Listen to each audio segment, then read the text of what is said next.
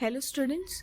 तो open counselling में apply करने से पहले जो हरियाणा एजुकेशन डिपार्टमेंट ने गाइडलाइंस जारी की है तो वो आपको ध्यान में रखनी है। अब वो गाइडलाइंस क्या है, चलिए फटाफट से एक बारी देख लेते हैं। जो फर्स्ट पॉइंट है that is all applicant or students who have registered online on admission portal can participate in the online open counseling toward UG admission। तो फर्स्ट पॉइंट आपका क्लियरली ये कह रहा है जिन भी बच्चों ने अपनी ऑनलाइन पोर्टल पे अपनी डिटेल्स क्रिएट कर ली हैं वो सभी इसमें पार्टिसिपेट कर सकते हैं ओपन काउंसलिंग में। जो सेकेंड पॉइंट है आपका वो क्या है, Before participation in the online open counseling, the applicant must properly check the vacant seat in the college course subject combination by clicking on the view vacant seat। तो इसका मतलब ये है कि अप्लाई करने से पहले आपको जो व्यू वैकेंट सीट वाला जो ऑप्शन न्यू ऑप्शन आया है वहाँ पे जाना है और फटाफट से अपने कॉलेज और कोर्स के आगे जितनी भी खाली सीटें हैं वो भी ध्यान रखनी है। कहने का मतलब बहुत क्लियर है, यहाँ पे जिस कॉलेज में कम सीट होगी और अगर आप बहुत ज़्यादा आपको लगता है कि एप्लीकेशन उस सीट पे आएगी तो बेटर ऑप्शन क्या है कि उस कॉलेज के साथ साथ आप एक ऐसा कॉलेज भी ऑप्ट करो जहाँ पे शायद उससे कम सीटें या एप्लीकेशन के लिए अप्लाई करें बच्चे, और ताकि वहाँ पे आपका नंबर आ जाए। तो इससे क्या होगा, आपके पास मैक्सिमम चांसेस होंगे एडमिशन पाने के लिए। ठीक है, तो थर्ड ऑप्शन क्या है आपका, अब ये बोल रहा है there are 3 category of applicants who will be considered during the online open counselling and merit list. मतलब जब ऑनलाइन एप्लीकेशंस की जब भी जो रजिस्ट्रेशन सारी डिटेल्स आपके सबमिट हो जाएंगे 16 को, अब वहाँ पे जो 3 तरह के एप्लीकेंट्स हैं वो कंसीडर होंगे। तो सबसे पहला क्या होगा, all the applicants who have done the fresh registration 16th October onwards on the admission portal will be allowed to participate in the online open counseling list। So इसका मतलब क्लियरली ये है जो भी बच्चे आपके 16th के बाद जिन्होंने अब रजिस्ट्रेशन स्टार्ट किया है, जिन्होंने पहले अपनी रजिस्ट्रेशन डिटेल नहीं बनाई हुई थी लेकिन अब उन्होंने अपना पोर्टल पे बना लिया, तो वो नए बच्चे भी अपना इसमें एडमिशन के लिए ओपन काउंसलिंग में एनरोल कर सकते हैं।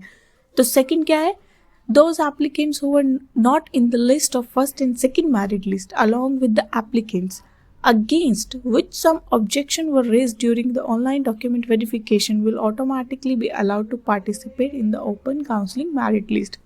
तो अब इसमें क्या कह रहा है, ये सेकंड ऑप्शन आपका क्लियरली बता रहा है जिन बच्चों को फर्स्ट और सेकंड मेरिट लिस्ट में एडमिशन नहीं मिल पाया था और उनके साथ साथ वो बच्चे भी जिनका ऑब्जेक्शन रेज हुआ था कुछ डॉक्यूमेंट वेरिफिकेशन में, वो सभी बच्चे अब ओपन काउंसलिंग में अपनी डिटेल्स एडिट कर सकते हैं, कोर्सेज को अप एंड डाउन कर सकते हैं, प्लस आपका सब्जेक्ट कॉम्बिनेशन जो है वो आप उसको सभी डिटेल्स को एडिट और मॉडिफाई आप कर सकते हैं। और अगर आपका नाम मेरिट लिस्ट में आता है तो ए और बी दोनों ही बच्चों के लिए ऑप्शन ओपन हो जाएगा पेमेंट करने के लिए, और जैसे ही आप पेमेंट करेंगे आपकी सीट कंफर्म हो जाएगी। ठीक है, ये बात हो गई दो जो ऑप्शंस थे। अब बात करते हैं मोस्ट इम्पॉर्टेंट पार्ट की, जो है थर्ड पॉइंट। वो क्या कहता है, those applicants whose name appeared in first and second merit list can also participate in the online open counselling irrespective of the fact that whether they have taken the admission by depositing the fees or not। अब ये जो third point है वो interesting है, उसमें कुछ points हैं आगे जो हम डिस्कस करेंगे, लेकिन थर्ड पॉइंट का मतलब क्लियरली है कि जिन बच्चों का फर्स्ट मेरिट लिस्ट या सेकंड मेरिट लिस्ट में नाम आ गया था प्लस उन्होंने एडमिशन ले लिया था या नहीं लिया था, डजंट मैटर, वो लोग भी अब इसमें पार्टिसिपेट कर सकते हैं। सो अब एक काइंड ऑफ गुड न्यूज़ है। फॉर एग्जांपल अगर आपने किसी कॉलेज में अभी एडमिशन ले लिया है और आप चाहते हैं कि मैं अपना कॉलेज चेंज करूं, मैंने फीस भी भर दिया लेकिन मैं सेटिस्फाई नहीं हूं, मुझे चेंज करना है क्योंकि उसमें अभी भी सीट खाली है, तो आप क्या कर सकते हो, आप ओपन काउंसलिंग में पार्टिसिपेट कर सकते हो। ओपन काउंसलिंग में पार्टिसिपेट करके जब आप लॉग इन करते हो तो वहाँ पे वो आपसे पूछता है do you want to wish open counselling, तो उसमें येस का ऑप्शन आता है। अगर आपको प्रोसेस नहीं पता है तो ऊपर अभी एक लिंक आएगा, उस पर क्लिक कर देना और वो आपको डिटेल्स अभी यहाँ पे दिख जाएंगी। ठीक है, अब इसमें कुछ पॉइंट्स हैं जो आपको याद रखने हैं। वो है कि ओपन काउंसलिंग का ऑप्शन आपको बाहर कहीं नहीं मिलेगा, किसी भी बच्चे को आपको अपनी स्टूडेंट लॉगिन में ही एंटर करना है डिटेल्स, और वहाँ पे जब अपने पोर्टल पे आप लॉगिन करोगे वहाँ पे आपको ओपन काउंसलिंग का ऑप्शन अवेलेबल है। जो सेकंड पॉइंट क्या है वो बोलता है सच applicants will have to explicitly avail और click on open counselling option. जब आप लॉग इन करते हैं तो वहाँ पे वो आपसे पूछता है do you wish to enrol in open counselling, क्या आप चाहते हैं आप ओपन काउंसलिंग में एनरोल करें। तो जैसे ही आप वहाँ पे येस पे क्लिक करेंगे वो आपको आपका फॉर्म एडिट करने के लिए अलाउ कर देगा।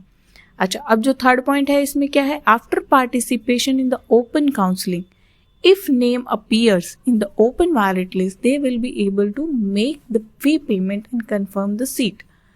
अब अगर आपका इसमें भी नाम आ जाता है ओपन काउंसलिंग में तो आप फी पेमेंट कर सकते हो और आपकी सीट कंफर्म हो जाएगी, ठीक है। लेकिन अब क्या है, फॉर एग्जाम्पल जिसने अपनी फ़ी सबमिट कर दी थी उसका क्या होगा, वो जो पहले वाले पैसे थे, मान लो मेरा अब जो ओपन काउंसलिंग है उसमें आ जाता है, अब मैं यहाँ भी फीस दे रहा हूँ, मैं पहले भी दे चुका, जो पहले वाली फ़ीस है उसका क्या होगा, या फिर जो पहले वाला एडमिशन था उसका क्या होगा।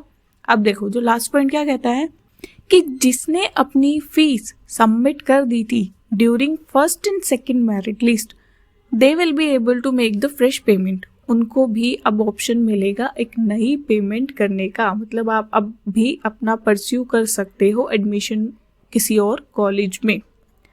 लेकिन if they get there admission cancelled from the previous college, अब आपको क्या करना पड़ेगा, अब मेरिट लिस्ट में नाम आ गया लेकिन आपको अपना जो एडमिशन है वो प्रीवियस कॉलेज से कैंसिल करवाना पड़ेगा। Only after the cancellation of admission from the previous college or course the payment option will be activated।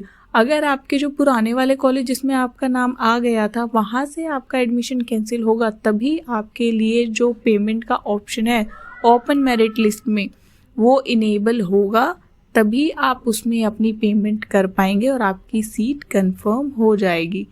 अब बात करते हैं रिफ़ंड की।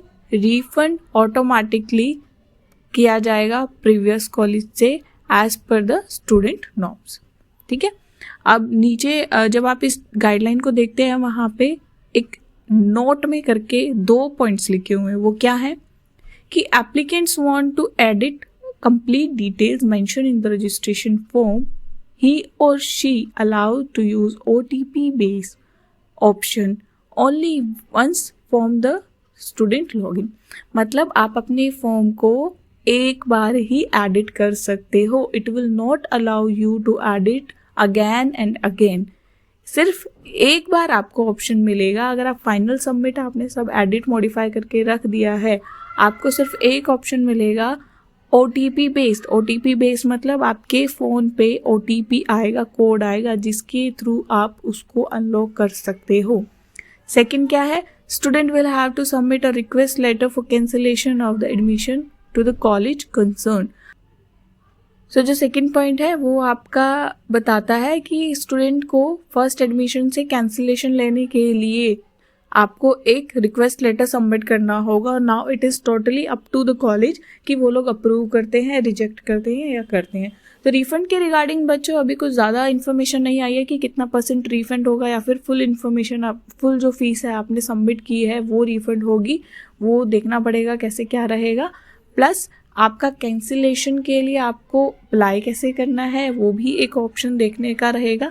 लेकिन फर्स्टली जो मोस्ट इम्पॉर्टेंट पार्ट है कि आप अपनी वेकेंट लिस्ट चेक करो और ओपन काउंसलिंग में अगर आपको एनरोल करना है तो अपने जो चॉइसेस हैं ज़्यादा रखो, प्लस इस तरह से प्रेफरेंस में रखो सो दैट कि आपका जो एडमिशन चांसेस हैं वो ज़्यादा हो जाएं। स्टूडेंट्स, तो ये जो गाइडलाइन है अभी आपकी सिर्फ इंग्लिश लैंग्वेज में ही वहाँ पे पोर्टल पे अवेलेबल है, लेकिन अगर आपको हिंदी में ये गाइडलाइन पढ़नी है और अगर आपको हिंदी वर्जन चाहिए तो डिस्क्रिप्शन में एक लिंक दिया हुआ है, आप वहाँ से जाके इसका पूरा हिंदी वर्जन भी डाउनलोड कर सकते हो। So thank you for watching our video. अगर आपको हमारी वीडियो पसंद आई हो तो please like, share and subscribe कर दीजिए और इसे अपनी फैमिली और फ्रेंड्स के साथ भी शेयर कीजिए।